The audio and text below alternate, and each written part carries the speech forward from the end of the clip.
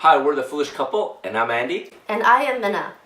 We started talking about healthy aging, and to us, healthy aging means to slow down a body's aging process, having a sound body and mind, free from pain and diseases, looking and feeling younger, and of course, having lots of energy. So we came up with the 3 pillars of healthy aging. Now, last time we talked about the first pillar, which is healthy eating habits. If you missed that episode, make sure you go back and watch it after you finish with this one.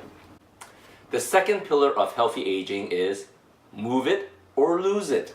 The problem with the general population is that we eat too much and we move too little.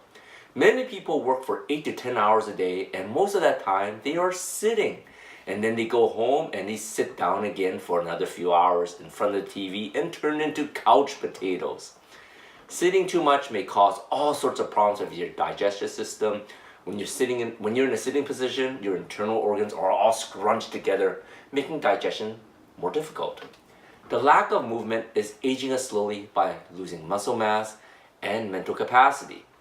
But before you jump out of your chair and go all gun-ho with your exercising, you must first know your numbers. Your numbers are your starting point, your point of origin. And without knowing where your starting point is, it is impossible to evaluate how well your exercises are working for you. Most of us go to see our family doctor once a year for an annual checkup. Now, your doctor will look at your weight, like blood pressure, your heart rate, and maybe even the level of oxygen in your blood. They listen to your heart and your lungs and take blood tests to see if anything is not within your normal range.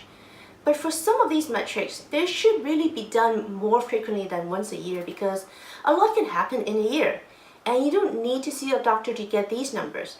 The metrics that you should keep track of on paper, if you must, in a Excel spreadsheet, is your weight, your body fat content, your muscle content, your water content, and your visceral fat.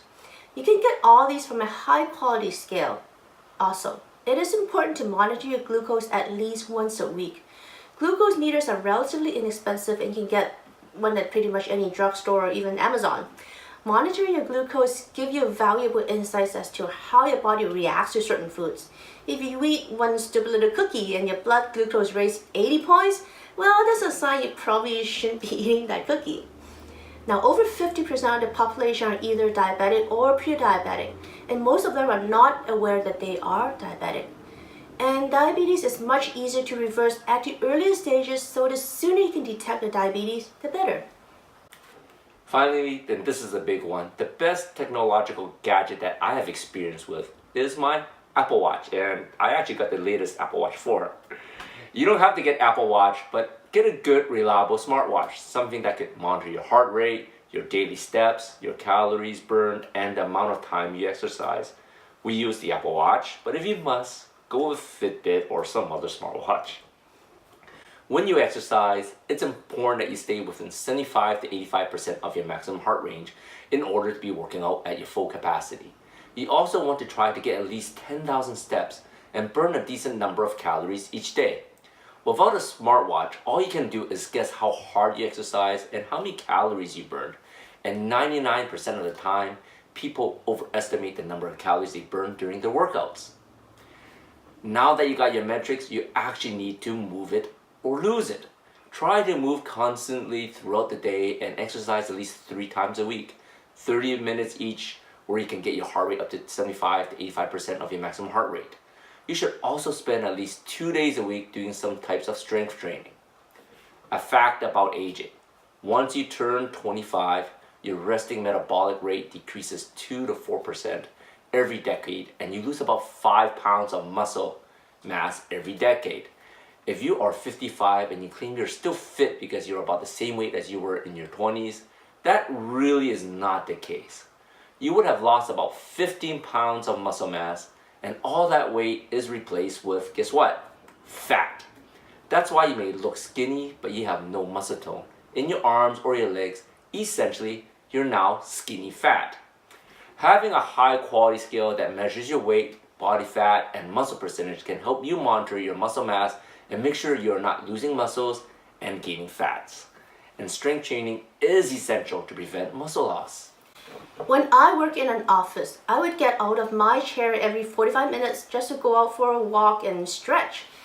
Take the stairs instead of the elevator. Park your car at the farthest parking spot you can find. Take a walk first thing in the morning when you get up. Studies show that walking not only helps you physically but mentally as well.